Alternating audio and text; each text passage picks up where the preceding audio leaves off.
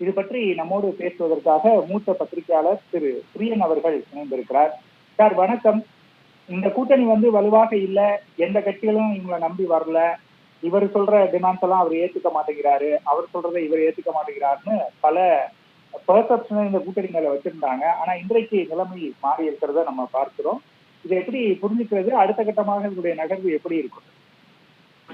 அரசியல்ல இதெல்லாம் நடக்கிறது சகஜம்தான். எதிர்மறையா பேசிக் கொண்டிருந்தவர்கள் திடீர்னு மாறி பல சூழல்கள்ல மாறி போறதால நம்ம கடந்த காலங்கள்ல பல முறை பார்த்திருக்கோம்.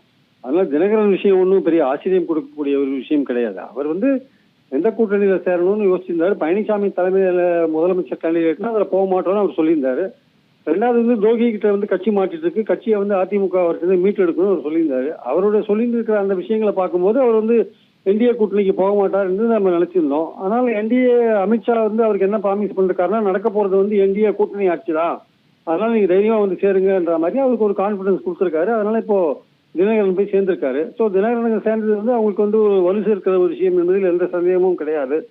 சவுத்துல டெல்டா போன்ற பகுதிகளில் சில எம்எல்ஏ கான்ஸ்டியூன்சிஸ்ல நிச்சயமா அவருடைய ஆதரவு அந்த கூட்டணிக்கு ரொம்ப வலு சேர்க்கிற ஒரு விஷயமா இருக்குன்றதை நான் பாக்குறேன். ஆனா அதே சமயம் அவருடைய ஆதரவு ஓட்டுகள் என்பது பழனிசாமிக்கு எதிர்ப்பு ஓட்டுகள். ஆக்சுவலா அதெல்லாம் அந்த பழனிசாமி அவர் அந்த ஒரு கம்யூனிட்டி பேஸ்டு ஓட்டுகள், அது தினகரனோட அந்த கூட்டணிக்கு அதிமுக கூட்டணிக்கு அந்த ஓட்டுகள் டிரான்ஸ்பர் ஆகுமான்றது ஒரு கேள்விக்குறியான விஷயம். ஏன்னா அந்த 10.5 இடஒதுக்கீடுலையும் அந்த அந்த கம்யூனிட்டி சவுத்துல பாதிக்கப்பட்டிருக்கு.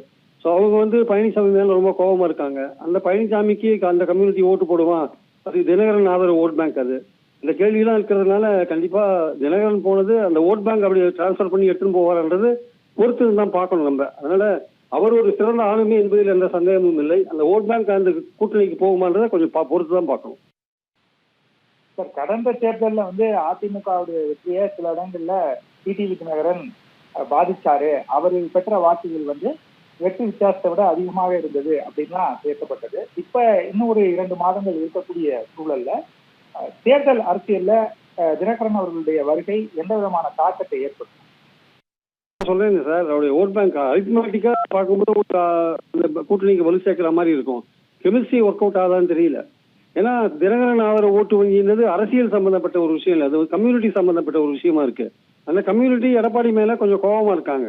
அவங்க அப்படியே தினகரன் அங்க போயிட்டதுனாலே அவங்க மாறிடுவாங்களா, எடப்பாடிக்கு ஆதரவா வேலை செய்வாங்களா, ஓட்டு போடுவாங்களான்றது அது ஒரு கேள்விக்குறியான விஷயம். அதனால எந்தெந்த இடத்துல தினகரன் போன வாட்டி அதிகமான ஓட்டுகள் பெற்று அதிமுகவோட வெற்றியை ஸ்பாயில் பண்ணாரோ அந்த இடத்துல மீண்டும் அதே ஓட்டுகள் தினகரன் ஆதரவு இப்போ பழனிசாமி கிட்ட போனதுனால கிடைக்குமா இல்லையான்றது ஒரு கேள்விக்குறியான விஷயமா நான் பாக்குறேன். சொல்ல சரி சார், பொறுத்திருந்து பார்ப்போம். இணைப்புல உங்களுடைய கருத்துக்களை பகிர்ந்து கொண்டமைக்கு மிக்க நன்றி.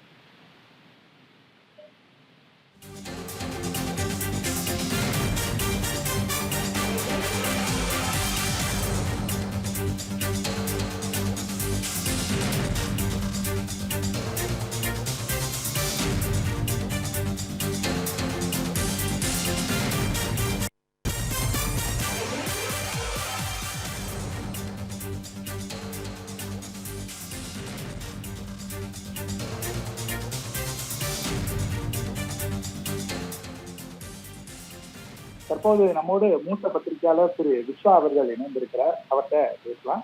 திரு விஸ்வா, இப்ப அமமுக வந்துட்டாங்க, அடுத்ததாக தேமுதிகவோட பேச்சுவார்த்தை நடத்த போறாங்க அப்படிங்கிற மாதிரியான தகவல்கள் எல்லாம் வெளியாகுது.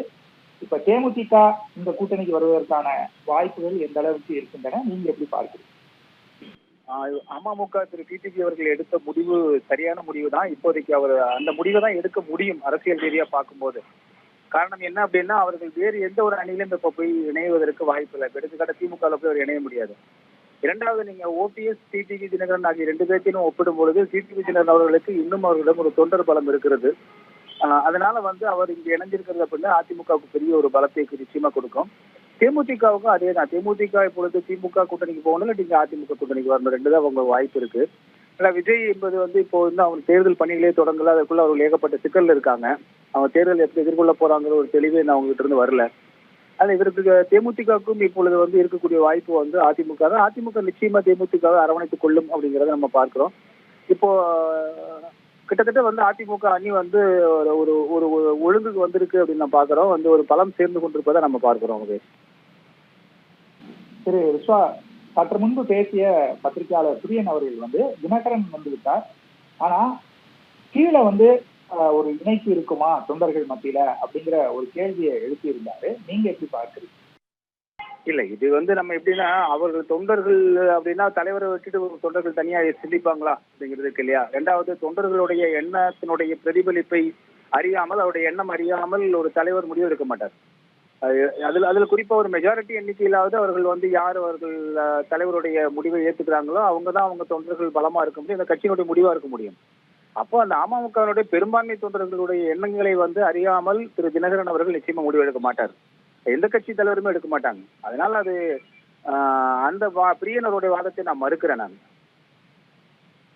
சரிங்க சார். இப்ப அவரு தினகரன் அவர்களுடைய வருகை தென் மாவட்டங்கள்ல எந்த அளவுக்கு என்டிஏ கூட்டணிக்கு ஒரு வலிமையை தரும்? சரி, ஏற்கனவே ஒரு பரப்புரை செய்யப்பட்டதுங்க. என்னன்னா ஓபிஎஸும் தனியா நிக்கிறாரு, டிடிவி தினகரன் அவர்களும் தனியா நிக்கிறாங்க, அதனால வந்து அதிமுகவுக்கு ஒரு பலம் கிடையாது தென் மாவட்டங்கள்ல அப்படின்னாங்க. இதற்கிடையில பாஜக வந்து தென் மாவட்டங்கள்ல வந்து வலு சேர்க்கும் வரையில் நயினார் நாகேந்திரனை தலைவராக கொண்டு வந்தாங்க அப்படின்னு சொல்லலாம் பேச்சு இருந்துச்சு. ஆனாலும் கூட நீங்க ஓபிஎஸ் அவர்களுக்கும் நீங்க தினகரன் அவர்களுக்கும் தென் மாவட்டங்கள் முழுவதும் பெரிய செல்வாக்கு இருக்கிறதா அப்படின்னு சொல்ல முடியாது. ஆனால் வாக்குகளை பிரிக்கக்கூடிய அளவுக்கு அவங்களுக்கு வந்து நிச்சயமா இருக்கு அப்படின்னு பார்க்கிறோம். அப்ப இப்ப கிட்டத்தட்ட எல்லாமே ஒன்று நயினார் நாகேந்திரன், டிடிவி தினகரன் அவர்கள் எல்லாம் கிட்டத்தட்ட அதிமுக ஆதரவு நிற்கும் போது வந்து அதிமுக மற்றும் என்டிஏ கூட்டணிக்கு ஒரு பலத்தை நிச்சயமா சேர்க்கும் அப்படிங்கிறதுல மாற்று கருத்தே கிடையாது. உங்களுடைய கருத்துக்களை பகிர்ந்துள்ளமைக்கு நன்றி திரு Vishwa.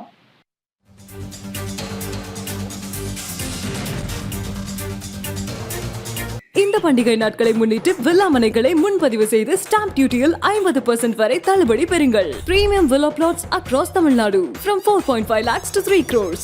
One layer G Square. For details call 8939750009.